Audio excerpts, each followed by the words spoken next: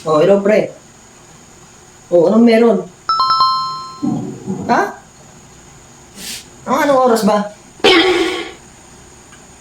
Sige, sige. Hindi pa ako kumain eh. Kain na ako. Sige, pre. Pupunta ako. Okay, okay. Saan ka na lang pupunta? Gabing-gabi. Tumawag si paring June.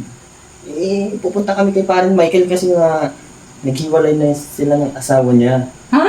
Naghiwalay sila? Oo. Kailan pa? Yun nga, hindi ko nga alam eh. Kaya nga, pupunta ako para malaman ko kung anong dahilan. Ay, ganun ba? Sige, punta ka. Wait lang, saglit lang.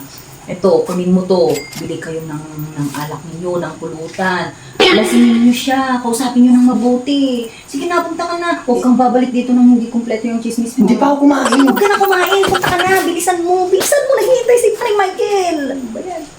Claro, claro.